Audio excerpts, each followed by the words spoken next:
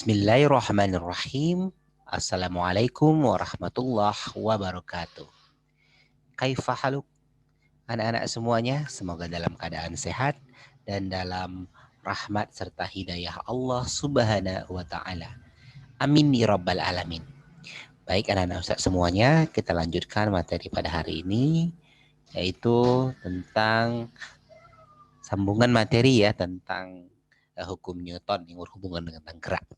Karena minggu depan insya Allah kita sudah masuk ke subbab yang berbeda. Baik anak-anak Ustadz semuanya, mudah-mudahan terus semangat ya, jaga kesehatannya dan selalu protokol kesehatan dimanapun berada dan banyak berdoa kepada Allah Subhanahu Wa Taala supaya selalu dalam keadaan sehat dan dilindungi oleh Allah. Amin ya rabbal alamin. Baik anak-anak yang dirahmati oleh Allah Subhanahu Wa Taala, pernah ya mendengar istilah dengan hukum Newton? Baik, adapun tujuan pembelajaran pada hari ini anak-anak semuanya kita belajar tentang hukum Newton. Nantinya hukum Newton yang 1 sampai yang ketiga ya. Baik anak-anak semuanya. Nah, sekilas sebelum kita memasuki pembelajaran inti kita, ya kita review kembali tentang kinematika ya, yang yaitu didasarkan pada definisi pergeseran, kecepatan dan percepatan. Nah, kemarin kita sudah membahas ya tentang kecepatan dan percepatan ya. Kecepatan lambangnya apa anak-anak? Ya, V ya, velocity. Sedangkan percepatan lambangnya adalah A ya, akselerasi. Barakallahu fiik ya. Nah, baik. Pertanyaannya, mekanisme apa yang menyebabkan sebuah benda bergerak? Nah, kita sudah singgung kemarin ya, bahwasanya gaya mempengaruhi gerak. Di antaranya apa saja anak-anak? Betul sekali, di antaranya gaya dapat membuat benda diam menjadi bergerak, ya gaya dapat membuat benda bergerak menjadi diam, gaya dapat merubah bentuk benda dan lain sebagainya ya. Nah, hal itu menjadi ya dasar menjadi dasar tentang materi perubahan gerak. Nah, anak-anak yang dirahmati oleh Allah Subhanahu wa taala, perhatikan skema berikut ini tentang perubahan gerak ya, karena adanya percepatan. Nah, kita udah bahas kemarin rumus GLB dan GLBB ya. Nah, di mana ketika GLBB yaitu ada nilai positif dan negatif. Nah, plus atau minus di rumusnya ya. Apabila mengalami percepatan maka nanti rumusnya tandanya tambah ya. Jika dia mengalami perlambatan maka tandanya kurang. Nah, adapun perubahan gerak ini ya dan perubahan bentuk atau istilahnya deformasi ya dipengaruhi oleh gaya yang menggambarkan adanya interaksi antara benda dengan lingkungannya. Gaya ini merupakan besaran vektor. Kenapa? Karena memiliki nilai dan memiliki arah. Begitu ya Ustadz ya. Nah, adapun ada resultan gaya. Resultan gaya ini maksudnya jumlah gaya yang bekerja pada sebuah benda ya. Nah, baik anak-anak yang dirahmati oleh Allah Subhanahu wa taala, baik ini terkait mengenai interaksi langsung ya maupun jarak jauh. Nah, kita nggak bahas ini anak-anak, kita hanya membahas nanti tentang Newton 1, 2 dan 3. Nah, anak-anak yang dirahmati oleh Allah Subhanahu wa taala yang mungkin belum punya buku ya, bisa download bukunya, buku elektronik, dan jika ingin memiliki tapi belum ada buku downloadnya, silakan boleh Japri Ustadz minta filenya. Insya Allah saya akan kirim ya. Baik. Anak-anak Ustadz, kita akan bahas yang pertama adalah hukum Newton 1. Nah, hukum Newton 1 tentang gerak ya, selama tidak ada resultan ya, selama tidak ada resultan gaya yang bekerja pada benda ya, maka benda tersebut akan selalu pada keadaannya. Sekali lagi saya ulang ya, selama tidak ada resultan gaya yang bekerja pada sebuah benda, maka benda tersebut akan selalu pada keadaannya.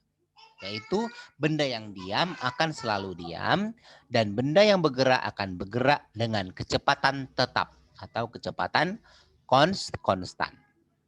Nah, mana rumusnya untuk hukum Newton ke-1 ini adalah sigma F sama dengan 0. Demikian ya anak-anak ya. Baik. F apa lambang dari apa? Lambang dari gaya. Apa satuan gaya anak-anak? Benar sekali. Satuannya adalah Newton. Dengan syarat percepatannya 0. Ya, karena apa? Karena dalam keadaan konstan, tidak ada perubahan kecepatan. Nah, hukum Newton 1 juga dikenal dengan hukum kelembaman. Ya, hukum kelembaman.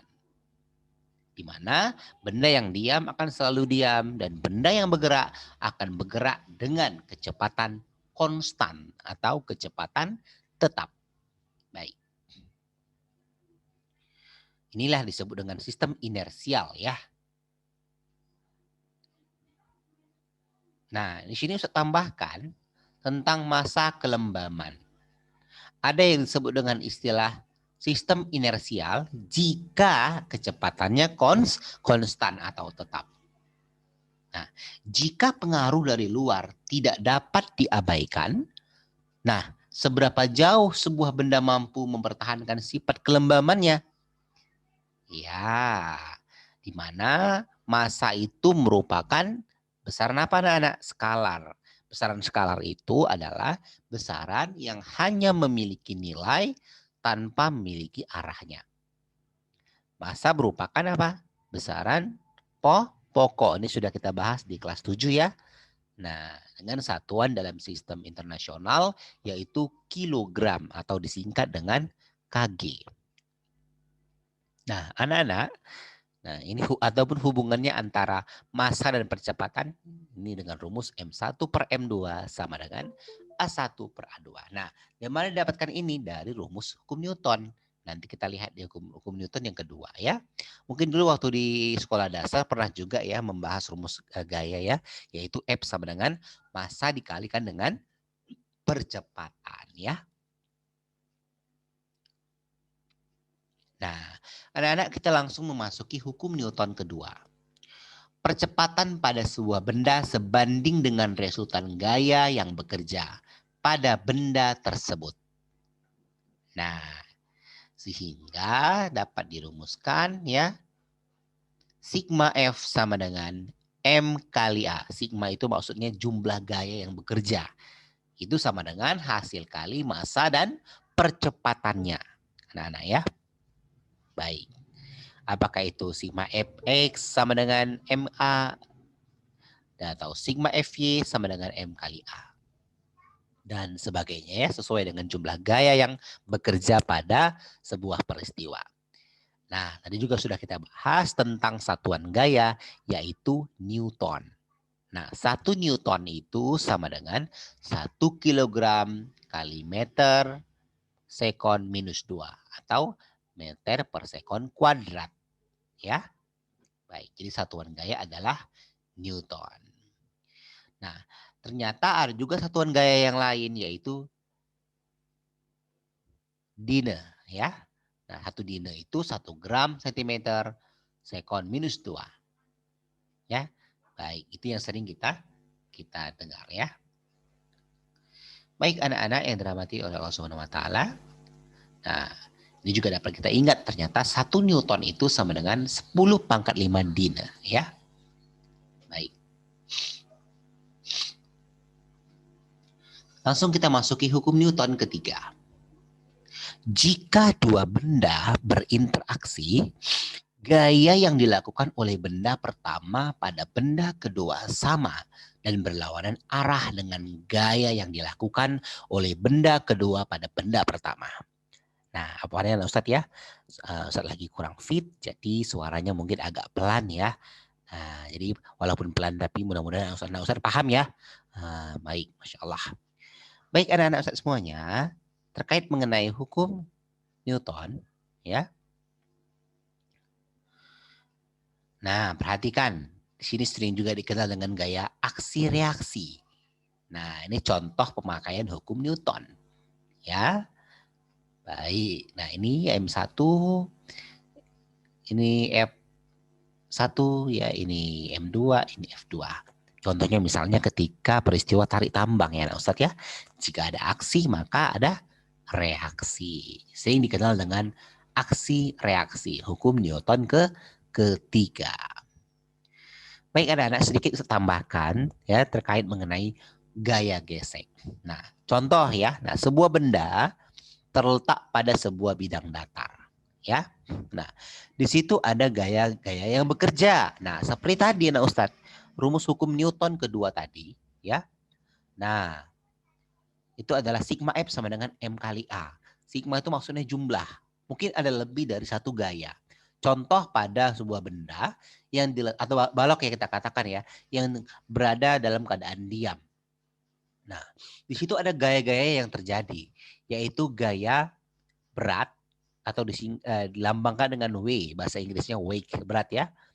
Nah, N ini adalah gaya normal, F ini gaya ke arah, kita katakan gaya ke arah kanan, dan gaya gesek ini berlawanan dengan gayanya ya.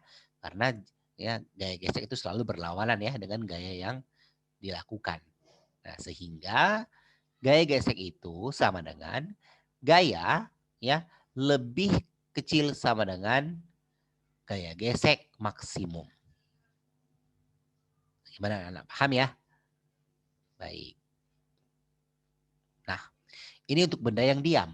Bagaimana untuk benda yang bergerak? Nah, untuk benda yang bergerak ya seperti yang dilihat di gambar ya, sama gaya-gaya yang bekerja sama, ada gaya normal, ada gaya berat ya, ada gaya gesek ya, ada gaya yang dilakukan. Nah, bedanya hanya untuk benda yang diam itu disebut dengan gaya gesek statis ya.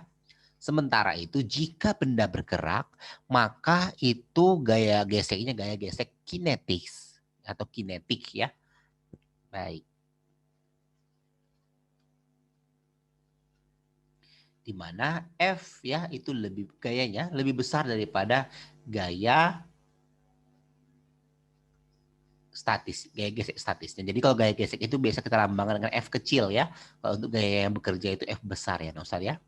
Nah, di mana sigma F sama dengan M kali A sesuai dengan hukum Newton kedua tadi ya. Nah,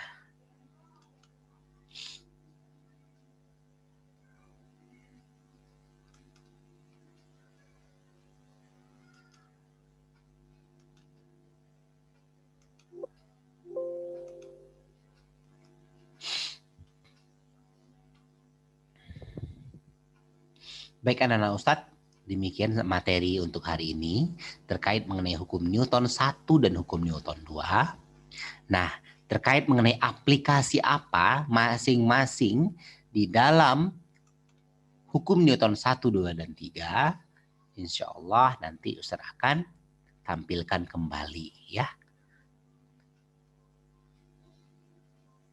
Sampai sini ini dulu yang bisa Ustadz sampaikan. Barakallahu fikum. Terkait mengenai tugas hari ini, nanti Ustaz akan sharekan kembali ya. Jazakumullah khairan. Assalamualaikum warahmatullahi wabarakatuh.